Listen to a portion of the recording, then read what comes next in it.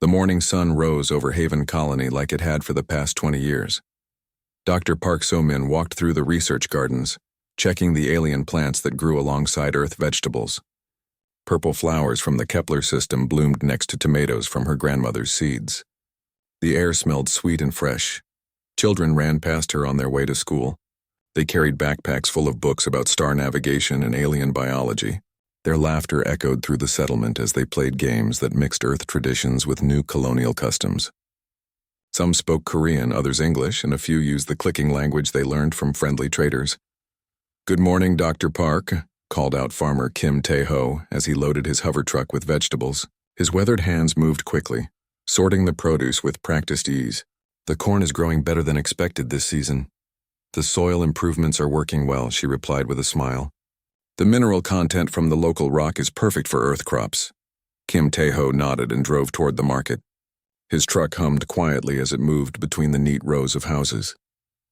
Each home had a small garden and solar panels on the roof.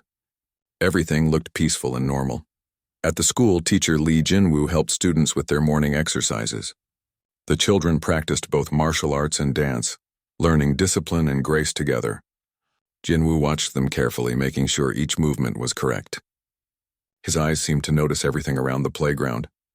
"Focus on your breathing," he told young Mina as she struggled with a difficult pose.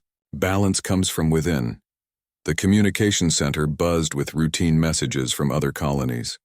Engineer Choi Yu-jin monitored the systems while drinking her morning coffee. Reports came in about crop yields, weather patterns, and trade schedules. Everything seemed normal. "New Sol Colony reports successful harvest," she read aloud to her assistant. 3 cargo ships will arrive next week for pickup." Far above the planet, automated satellites kept watch over the solar system. Their sensors recorded everything: asteroid movements, solar flare activity, and the occasional trading vessel. The data flowed to computers that analyzed every detail. But something was changing in deep space. Admiral Kim Dae-ho floated in the command center of his battleship, hidden in the asteroid belt of a distant system. His gray hair and calm expression showed years of experience. Around him, officers worked quietly at their stations, monitoring signals from across human space. "Admiral," called out Lieutenant Song Min-ho from the communications console, "we're getting strange readings from the outer colonies." Kim Dae-ho pushed himself over to the young officer's station. The screens showed wave patterns and signal strength from dozens of human settlements. Most looked normal, but some showed gaps. "What kind of strange?" the Admiral asked. "Some colonies missed their scheduled check-ins. Nothing dramatic, just a few minutes late.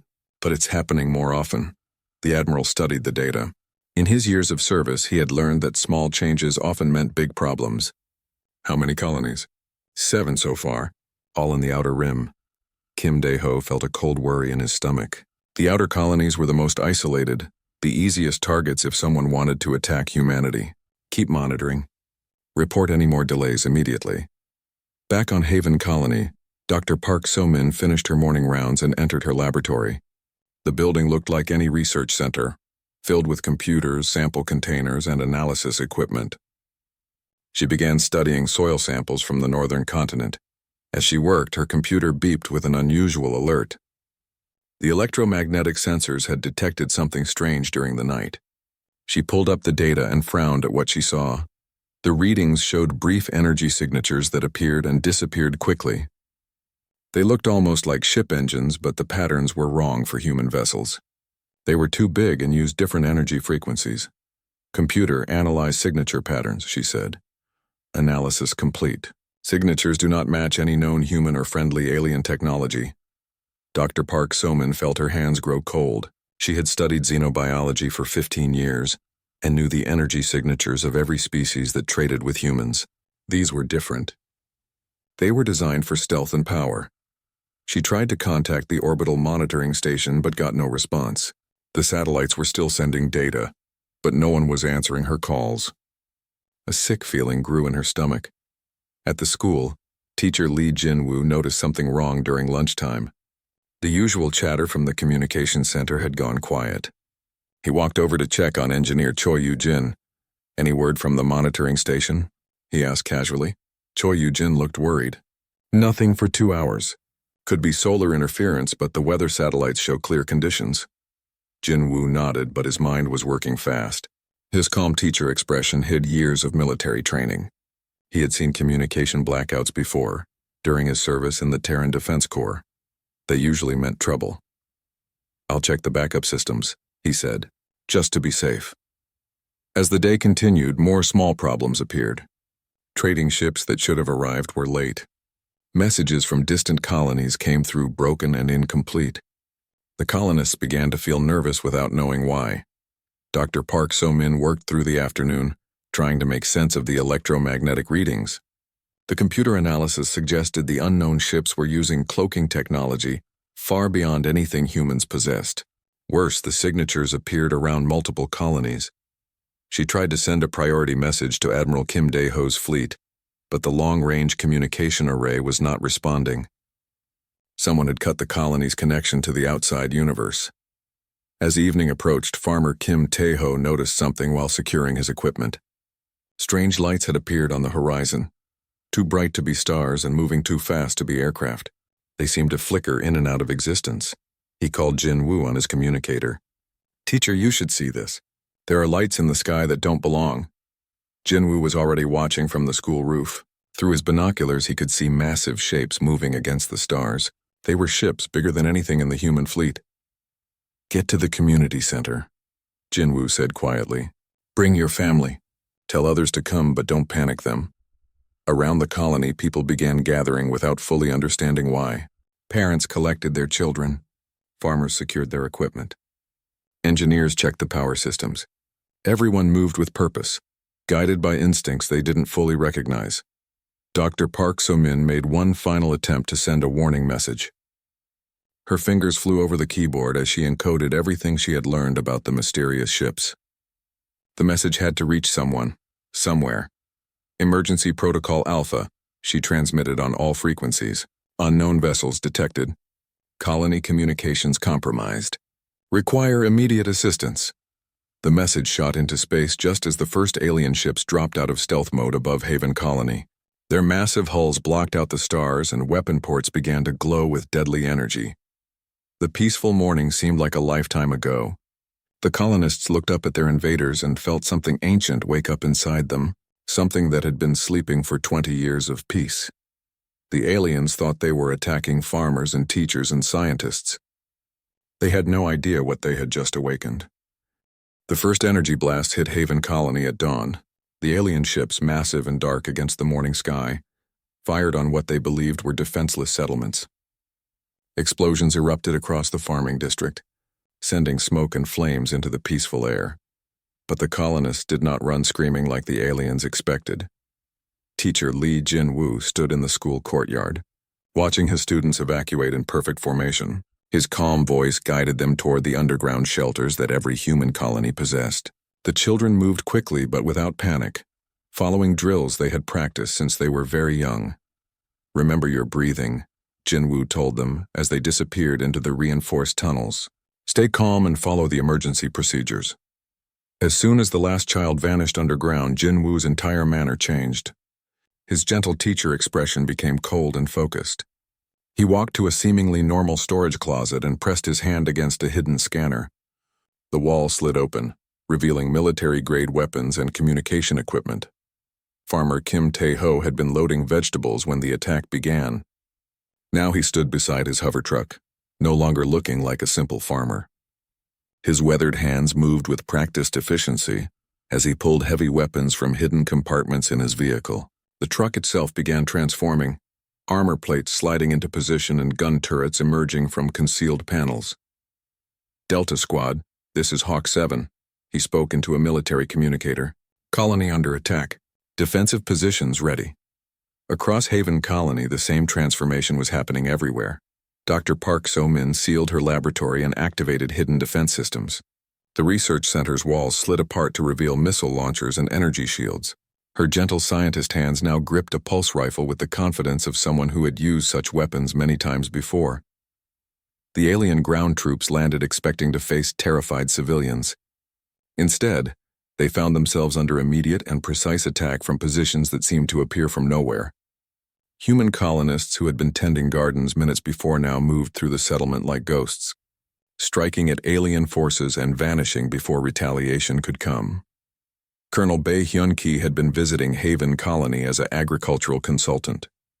When the attack began, he dropped his civilian disguise and took command of the defense. His voice cut through the chaos as he coordinated the colonists' response. "Primary targets are their landing craft," he ordered, over the communication network. "Disable their ability to bring in reinforcements. Protect the evacuation routes."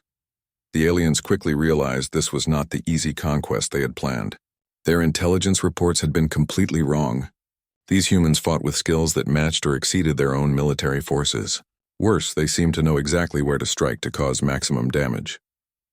Lieutenant Song Min-ho had been monitoring communication signals when the attack on Haven Colony began.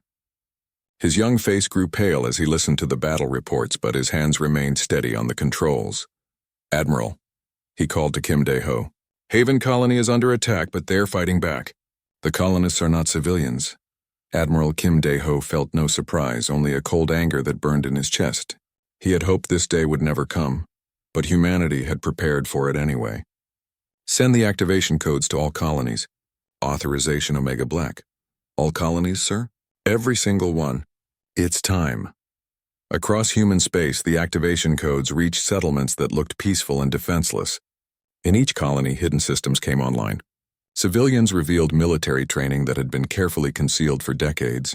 Farmers, teachers, scientists, and engineers transformed into soldiers, pilots, and special forces operatives. On New Sol Colony, the aliens had expected another easy victory. Instead, they found themselves facing coordinated resistance that seemed impossible. The humans didn't just fight back, they fought with tactical knowledge and equipment that rivaled the aliens' own military technology. Dr. Nam Yunsu had been working as a cultural historian in New Sol Colony's library. When the attack began, she activated communication systems that allowed her to coordinate with other colonies under attack. Her real specialty was military strategy, and she had been analyzing alien attack patterns for years in preparation for this moment. "Pattern Delta 7, she transmitted to the other colonies. "They're using standard conquest formations. Recommend counter strategy Phoenix Rising." The alien commander leading the attack on New Sol Colony watched his forces struggle against what should have been helpless targets. His troops reported that the humans seemed to predict their every move. Worse, the colonists were using weapons and tactics that suggested extensive military training. "These are not farmers," he reported to his fleet commander. "These are soldiers disguised as civilians." But even that assessment was wrong. They were both. Engineer Choi Yu-jin had spent years installing and maintaining agricultural systems throughout Haven Colony. Now those systems revealed their true purpose. Irrigation pipes became weapons conduits. Solar collection arrays focused energy into defensive barriers. Even the children's playground equipment transformed into fortified defensive positions. The alien invasion force had expected to conquer 17 human colonies in a single day. Instead, they found themselves fighting 17 separate military campaigns against opponents who seemed to know their every weakness. Dr. Park So-min continued analyzing alien technology even as the battle raged around her colony. Her research equipment intercepted alien communication signals and tactical data. Every piece of information she gathered was immediately transmitted to other human colonies and Admiral Kim Dae-ho's fleet. "Their shields are vulnerable to rotating frequency attacks," she reported. "Their troop transports have weak points in the engine housing." The aliens began to understand they had made a terrible mistake. Intelligence reports had suggested humans were a peaceful species focused on farming and research. The reality was far different. Every human settlement contained hidden military capabilities. Every colonist possessed combat training. Every piece of civilian equipment had military applications. Captain Lee Jin-woo coordinated the defense of Haven Colony's northern sector. His students were safe in underground shelters that were far stronger than they appeared. His teaching experience helped him guide civilian evacuations, while his military training let him turn the colony into a fortress. "All sectors report minimal casualties," he transmitted to Colonel Bae Hyun-ki. "Evacuation 70% complete. Defensive positions holding." The aliens had brought enough firepower to destroy undefended settlements, but not enough to overcome prepared military resistance. Their casualties mounted as human colonists used knowledge of local terrain and hidden weapons caches to devastating effect. Farmer Kim. Taeho's transformed vehicle led a group of other farmers in attacking alien landing sites. Their equipment moved with the coordination of military units that had trained together for years. Because that's exactly what they were. Hawk 7 to all units, he transmitted. Enemy reinforcements incoming from the north. Recommend tactical withdrawal to prepared positions. As night fell on Haven Colony, the alien forces found themselves trapped in an impossible situation. They controlled some buildings and landing zones, but the humans controlled everything else. Supply lines were under constant attack. Communication with their fleet was being jammed. Their casualties continued to mount. Admiral Kim Dae-ho received reports from all 17 colonies under attack. The pattern was the same everywhere. The aliens had expected easy conquest and found themselves fighting experienced military opponents who used unconventional tactics and hidden resources.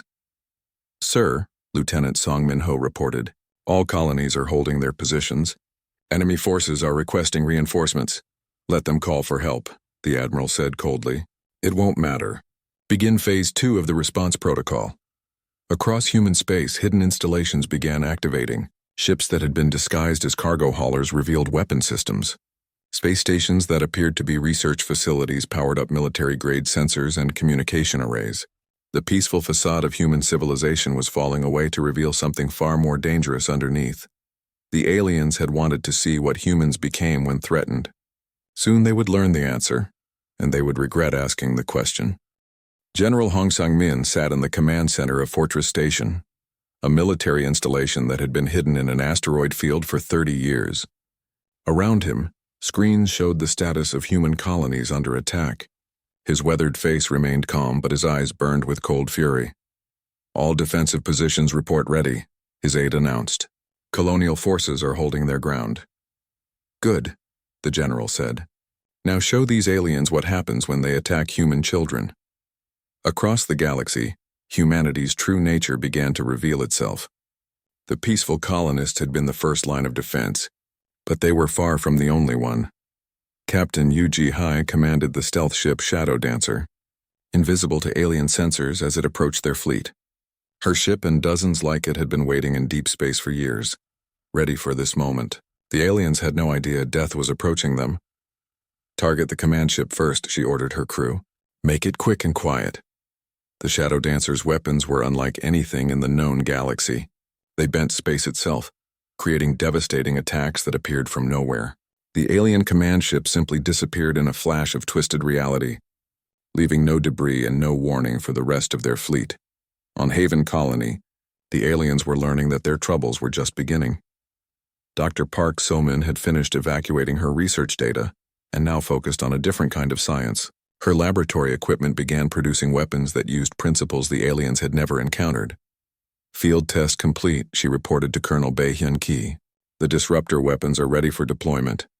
The new weapons turned alien energy shields against themselves, causing their own technology to destroy them from within. Alien troops found their armor and weapons simply shutting down when human forces targeted them with the strange devices. Sergeant Kwon Tae-young led rescue operations that had become something else entirely. His teams moved through alien-occupied areas like shadows, extracting human civilians while leaving behind enemy forces too terrified to follow. The aliens began reporting encounters with ghost soldiers who appeared from nowhere and vanished without a trace.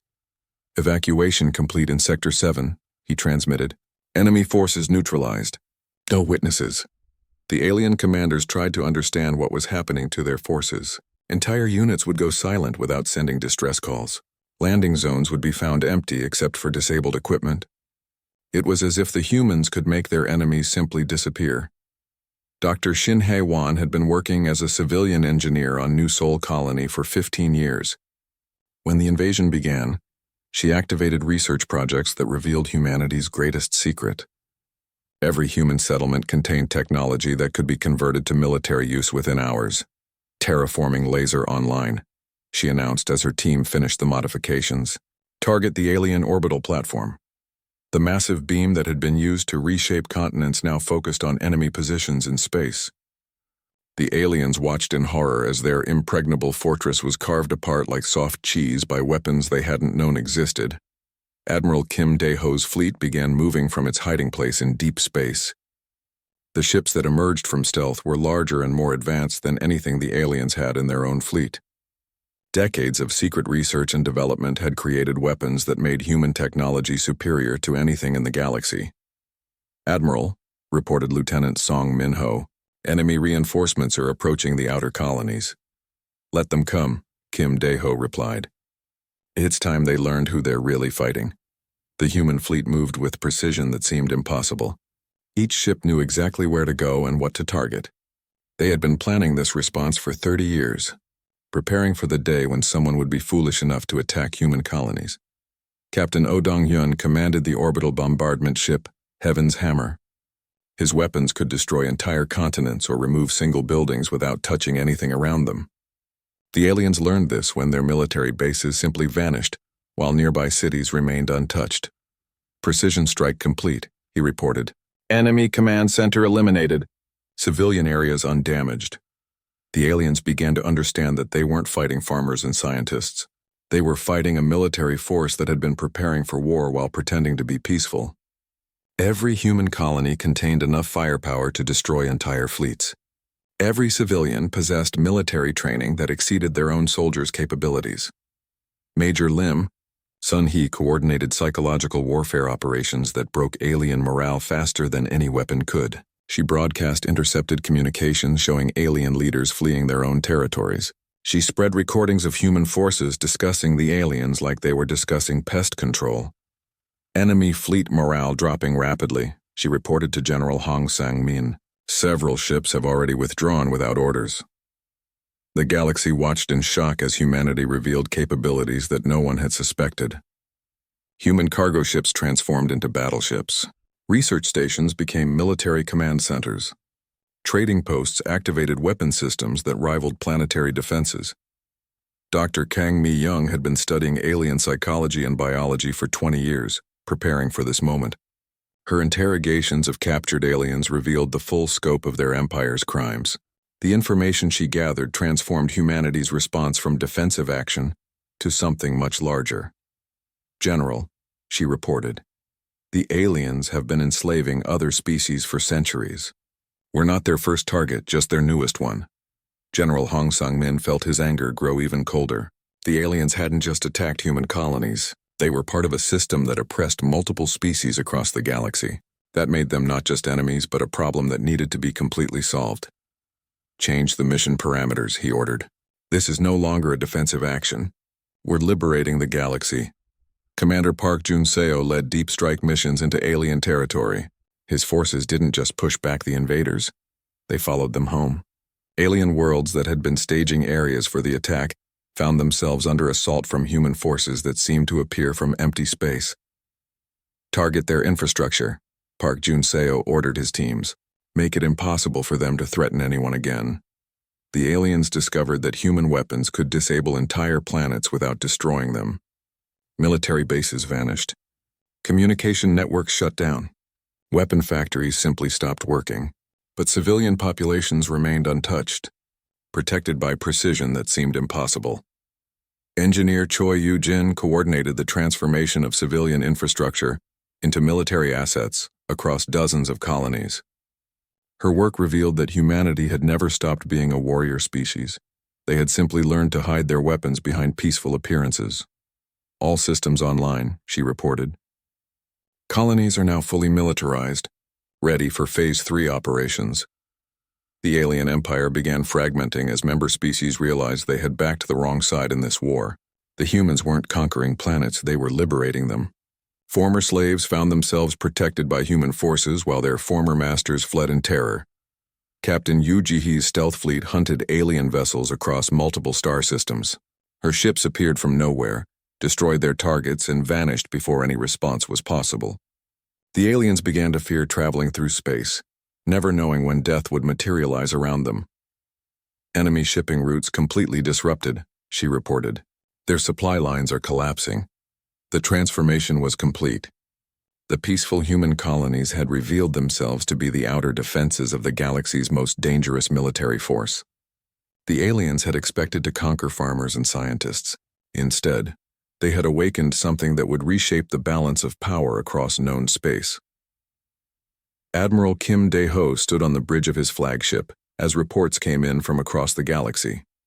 Human forces were not just defending their colonies, they were systematically dismantling the alien empire that had threatened them. "Send a message to all alien forces," he ordered. "Surrender now or face the consequences of your choice." The message that went out across the galaxy was simple and terrifying. Humanity was no longer pretending to be peaceful. The galaxy was about to learn what humans became when someone threatened their children. The beast was fully awake now, and it was hungry for justice. The alien empire was learning what it meant to be hunted by humans. Commander Park, Jun Seo stood on the bridge of his ship as it dropped out of faster-than-light travel, above the alien world of Thrax Prime. This had been a major military staging area for the attack on human colonies. Now it would become a demonstration of human capabilities. "Target their orbital defenses first," he ordered his weapons officer. "Leave the cities alone. We're not here to hurt civilians." The battle for Thrax Prime lasted exactly 17 minutes. Human weapons carved through alien defenses like they were made of paper. Military installations simply vanished under precisely targeted attacks. But when the fighting ended, the civilian population centers remained completely untouched. "Orbital defenses eliminated," the weapons officer reported. "Military production facilities disabled. Civilian areas untouched." Park Jun-seo nodded. This was how humans fought, with overwhelming force applied exactly where it was needed. The aliens were learning that humanity could destroy their ability to make war while protecting their people at the same time. Major Lim Sun-hee coordinated psychological warfare from her command ship. Her broadcasts reached every alien world in the Empire, carrying a simple message: humanity was coming, and resistance was pointless. "Attention alien forces," her voice echoed across enemy communication networks. "Your leaders have fled. Your military bases have been destroyed. Surrender now and you will be treated fairly.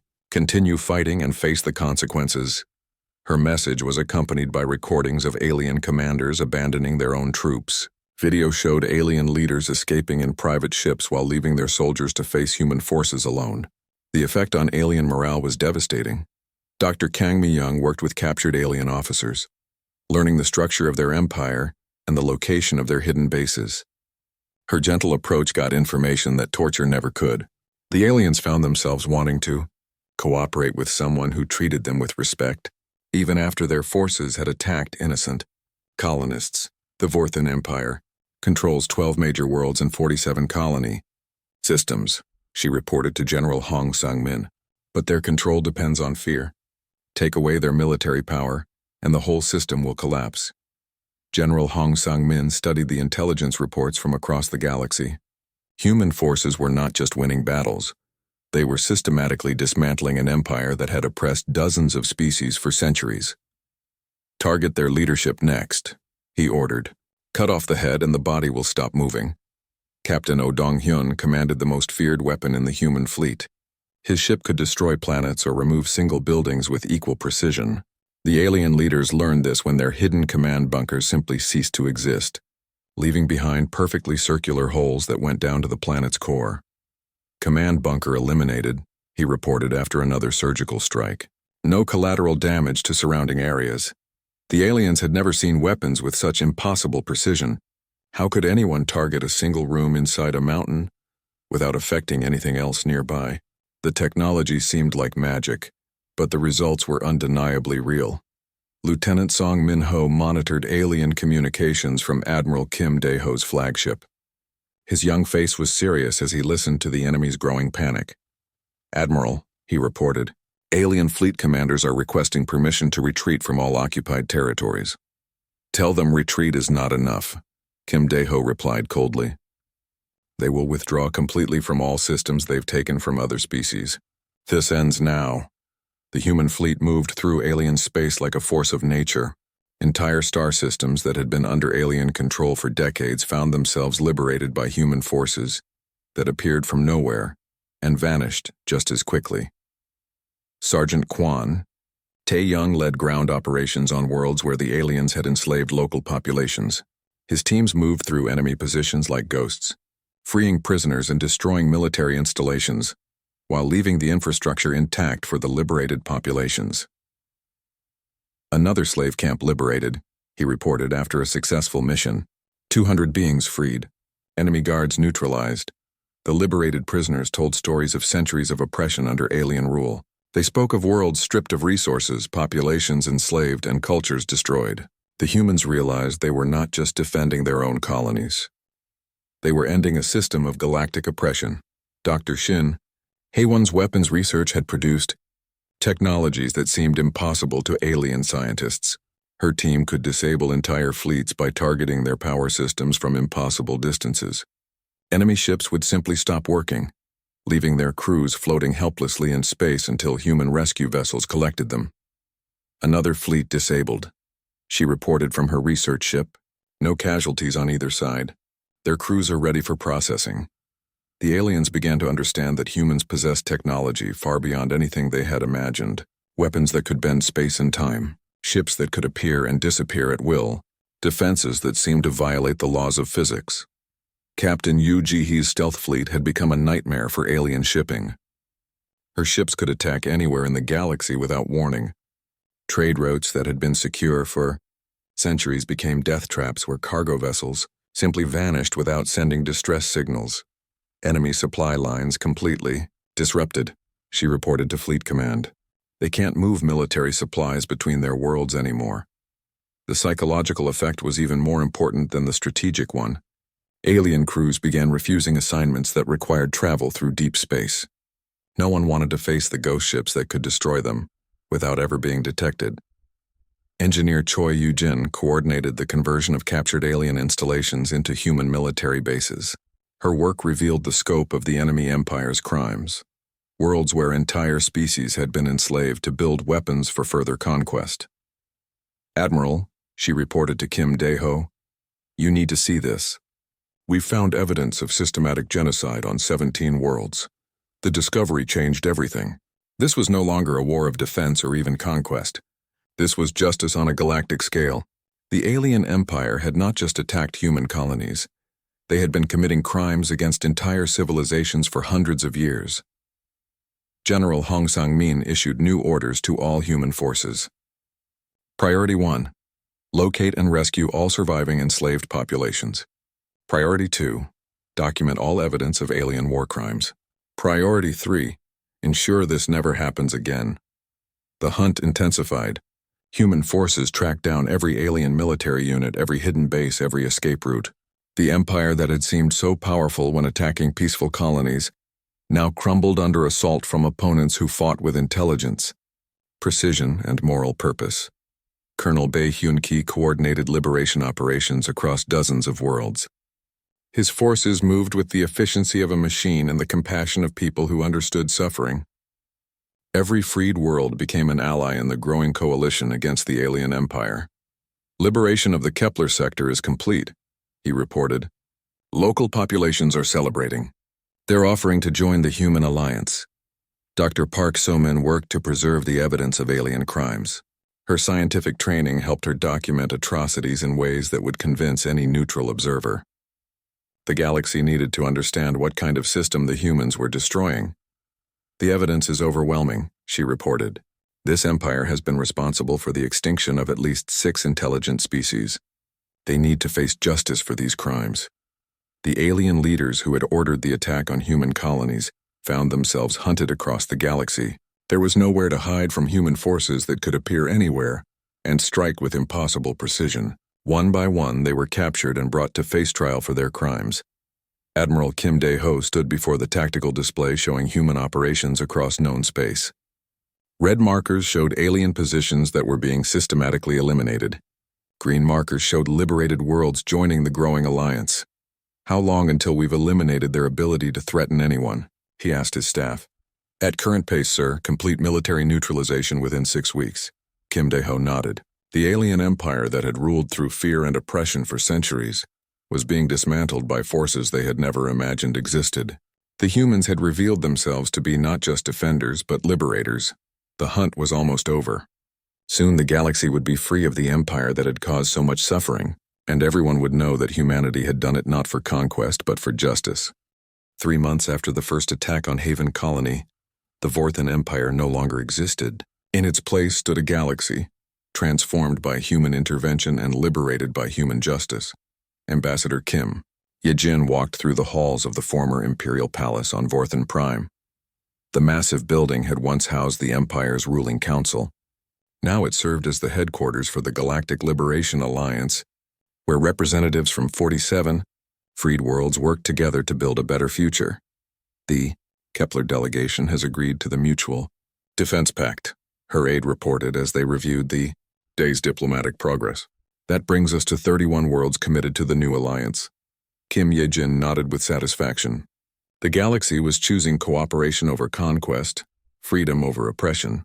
It was exactly what humanity had hoped to achieve. Fleet Admiral Zhang Wusung oversaw the establishment of human patrol stations throughout former Vorthan territory. These were not occupation forces but guardians, ensuring that no species would ever again suffer under the kind of oppression the Empire had practiced. Patrol Station 7 is online, he reported to Admiral Kim Dae-ho. We now have complete coverage of the former Empire's trade routes. The human fleet had become the galaxy's police force, welcomed by some and feared by those who still harbored thoughts of conquest. But their presence brought peace to regions that had known only war for centuries. Dr. Ryu Kyung-ho led rehabilitation programs on worlds recovering from Vorthan oppression. His teams included human psychologists, medical experts, and engineers who worked to heal the damage caused by decades of systematic abuse. The Altarian population is showing remarkable recovery, he reported from one of the former slave worlds. Their cultural centers are being rebuilt. Their children are learning to read their own language again. The work was slow and difficult, but every success story proved that the galaxy could heal from the wounds the Empire had inflicted. Species that had been enslaved for generations were rediscovering their own identities and traditions. On Haven Colony, life had returned to normal, but with a difference. The garden still bloomed with flowers from across the galaxy, and children still attended school. However, everyone now understood that their peaceful existence was protected by forces that could reshape the galaxy itself. Dr. Park So-min tended her research plants while monitoring communications from across human space.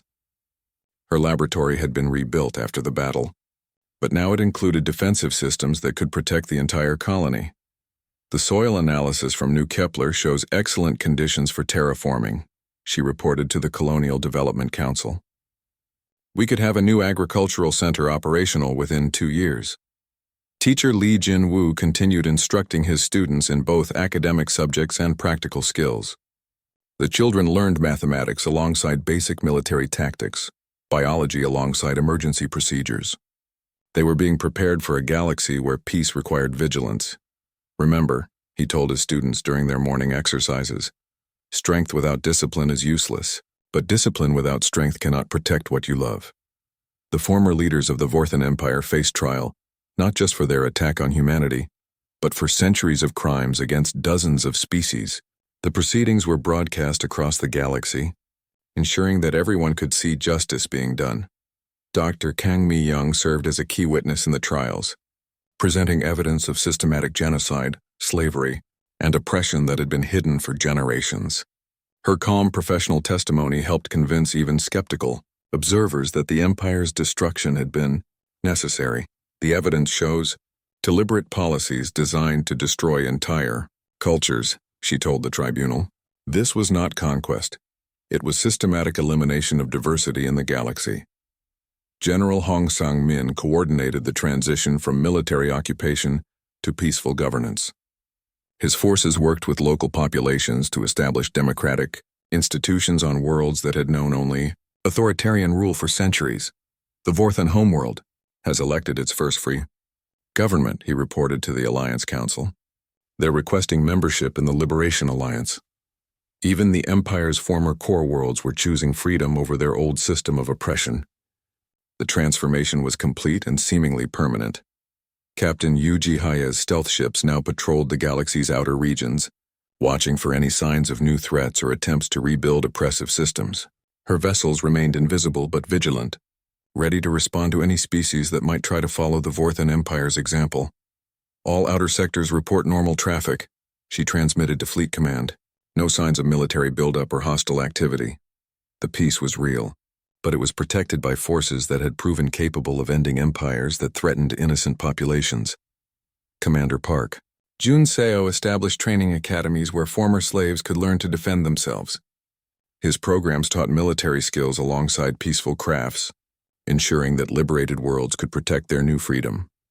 Graduation ceremony for the Altarian Defense Corps next week, he reported to General Hong Sang-min. They're ready to take responsibility for their own security. The goal was never permanent human control, but rather helping other species develop the ability to protect themselves from future threats. Engineer Choi. Yujin led reconstruction efforts that rebuilt infrastructure while incorporating defensive capabilities. The new systems looked peaceful, but could be converted to military use if threats ever emerged again.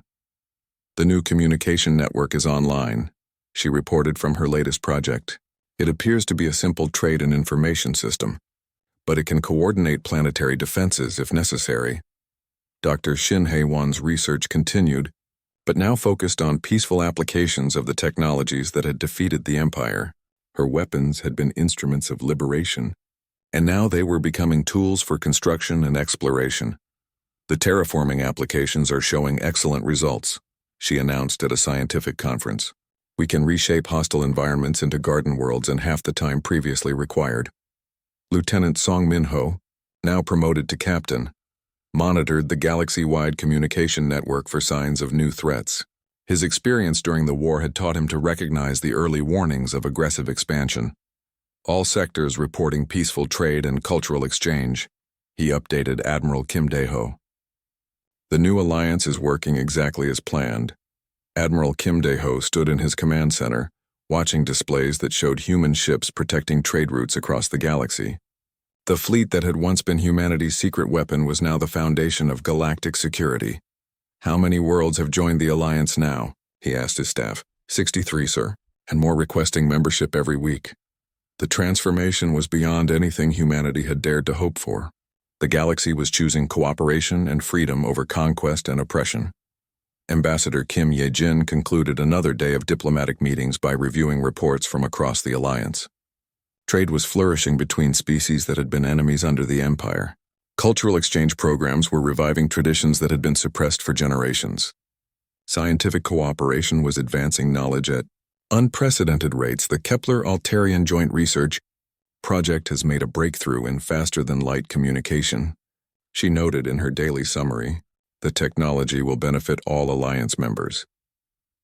As night fell on Haven Colony, Dr. Park So-min received a priority message from the Deep Space Monitoring Network. Unusual energy signatures had been detected in unexplored space, suggesting the presence of unknown technology. She studied the data carefully, then composed a brief message to Admiral Kim Dae-ho. New contacts detected. Recommend investigation. Ready when you are. The message carried no fear, only professional interest. The galaxy had learned that humanity responded to threats not with conquest but with justice. Whatever lay beyond the explored regions would find that the galaxy was now protected by forces that had proven themselves capable of defending the innocent and liberating the oppressed. The beast slept peacefully once again, surrounded by a galaxy that had learned the price of threatening human colonies. But everyone remembered it was there, ready to awaken if justice ever required its strength again. Children played in gardens where tyrants had once ruled. Schools taught cooperation where propaganda had once spread hate. And across the galaxy, billions of beings lived in freedom because humanity had chosen to fight not for conquest, but for the right of all species to exist in peace. The new galactic order was built on a simple principle. Those who protected the innocent would be supported, and those who threatened them would face the consequences of awakening humanity's ancient fury.